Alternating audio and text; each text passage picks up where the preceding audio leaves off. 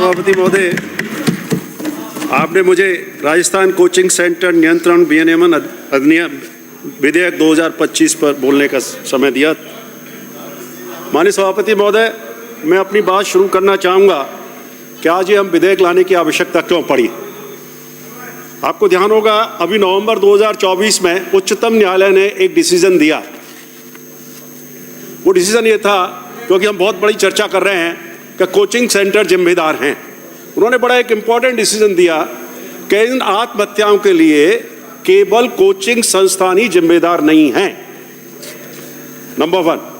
Number 2, इसके पीछे उन्होंने जो कारण दिया कि माता पिता की जो उम्मीदें हैं, और कौन से वर्ग की, इसको रेखांकित कर रहा हूं, वो वर्ग जो गरीब और मिडिल क्लास का है, उसकी जो उम्मीदें हैं, वो उम्मीदें जिम्मेदार हैं इन आत्महत्याओं के लिए, जो बच्चे आत्महत्या करने के लिए मजबूर होते हैं। तीसरी बात, अगर आप एक सर्वे कराते, माननीय उप मुख्यमंत्री महोदय से मैं अनुरोध करना चाहूंगा कि ये जो विधेयक लाए हम, इससे पहले थोड़ा सा, बहुत जल्दी नहीं थी, ये 2 महीने बाद भी आ सकता था, एक एक्सरसाइज कराते।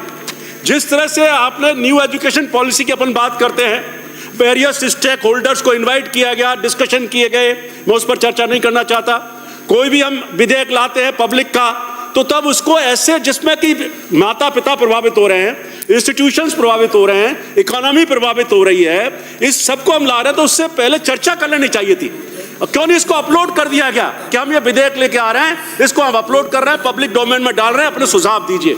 टीचर्स हैं, प्रोफेसर्स हैं, इंस्टीट्यूशंस हैं, ब्यूरोक्रेट्स हैं, पॉलिटिशियंस हैं, रिटायर्ड हैं, वो लोग अपना सोशल रिफॉर्मर्स हैं, एनजीओ, वो सजा देते। नहीं किया गया। क्या ऐसी मसले जब जनवरी 2024 में आई है।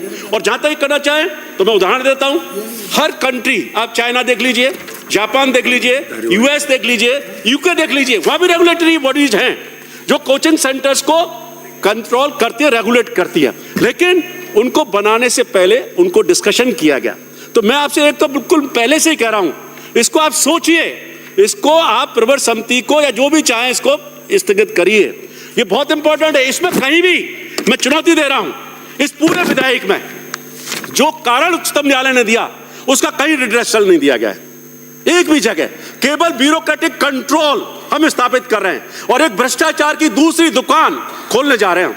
ये मैं सीधा आरोप लगा रहा हूं। जिस तरह से आपने 12 लोग सेक्रेटरीज को इसमें स्टेट लेवल की अथॉरिटीज में, माननीय सभापति महोदय, मैं आपके माध्यम से पूछना चाहता हूं, आपने रेरा बनाया, एनर्जी डिपार्टमेंट का विनियामक आयोग है, उसमें जब एक्सटर्नल लोग हैं, रिटायर्ड लोगों को आप रखते हो या दूसरे लोगों को लेते हो, तो इसमें भी कर सकते थे। हम अपनी शक्तियां उनको ही हस्तांतरित करते चले आ रहे हैं। तो मेरा ये भी गुजारिश है कि इसको देखिए, ये कमेटी आपकी साल भर में नहीं हो पाएगी। अपील है जो कहा हमने 3 महीने में, आप देख लेना, हमने देखा है एजुकेशन सिस्टम को, टेक्निकल एजुकेशन सिस्टम को, ये बड़ा इंपॉर्टेंट। एक बात और कहना चाहूंगा, आपने जो बिल में जो इसका जो कॉज दिया है, मैं तो सेक्शंस पर तो जा ही नहीं रहा हूं। आपने लिखा है इसमें कहीं डिफाइन, अधिकारियों को यही नहीं मालूम क्या क्या होता है कोचिंग में। इन्होंने केवल लिख दिया, luring lakhs of students every year with the promises of guaranteed success in competitive examinations such as NEET, IIT, JEE, IIM entrance and CLET। ऐसे बहुत सारे एग्जाम हैं। इसमें आपने कॉम्पिटिटिव एग्जाम्स का तो कर दिया, जो फर्दर एक प्रोफेशनल वे की तरफ हम जाते हैं। इसके कहीं भी तो आप देखिए, कैट भी होता है, आपने IIM लिख दिया। इनको इतना नहीं मालूम अधिकारियों को, IIM एंट्रेंस कुछ नहीं होता है, कैट होता है उसका नाम, उस एग्जाम का आपने लिख दिया IIM। इसमें रिक्रूटमेंट जो होता है एम्प्लॉयमेंट के लिए, जो रोजगार की भर्तियों के लिए रिक्रूटमेंट होता है, उसका कहीं उसमें उल्लेख ही नहीं है।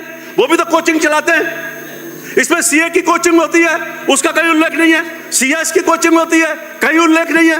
ICW की कोचिंग होती है, और केवल सीकर या झुंझुनू या कोटा नहीं है, जोधपुर CA के लिए प्रसिद्ध है। ऐसे बहुत सारे सिटीज अब बन गए हैं जो किसी ना किसी क्षेत्र में कोचिंग दे रहे हैं, और उसमें कहीं भी इस चीजों का जिक्र नहीं है। एक बात और कहना चाहूंगा, फिर आपने कहा कि this bill is decisive step to curb the commercialisation of coaching institutes. माननीय मंत्री जी, उप मुख्यमंत्री महोदय, बता रहा हूं, 2 ऑलरेडी एक्ट है आपके पास।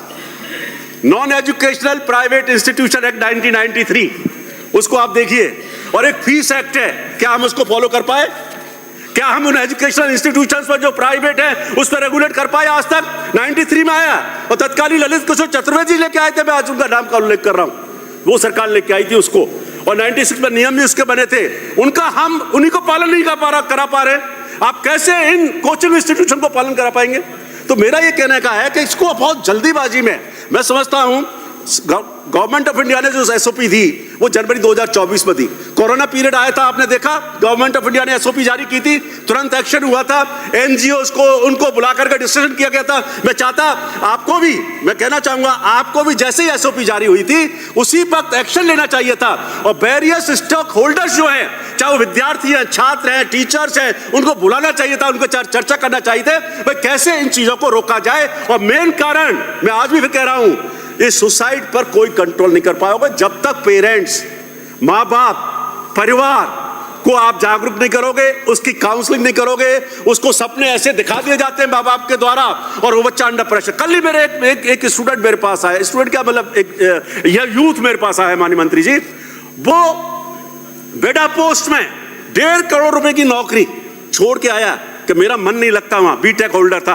और अब वो जगह मेरे को तो फोटोग्राफी में शौक है, मेरे को इसमें शौक है, मैं अपनी खुद की पीआर सिस्टम डेवलप करना चाहता हूं। ऐसे बहुत सारे उदाहरण मेरे पूर्व के साथियों ने दिए हैं। तो इस चीज को देखिए कि हम इसको कैसे कंट्रोल कर पाएंगे। और इससे मैं दावा कर रहा हूं, पता नहीं हम तो दोबारा सदन में क्या होगा क्या नहीं होगा, क्या मैं नहीं कहता, हम उस एज के दौर में चल रहे हैं, लेकिन मैं कह रहा हूं इससे कभी भी आप आत्महत्या खत्म नहीं कर सकते। और मैं बताना चाहता हूं 2019 से और 21 के बीच में 3 सालों में ही कितनी आत्महत्या हुई थी।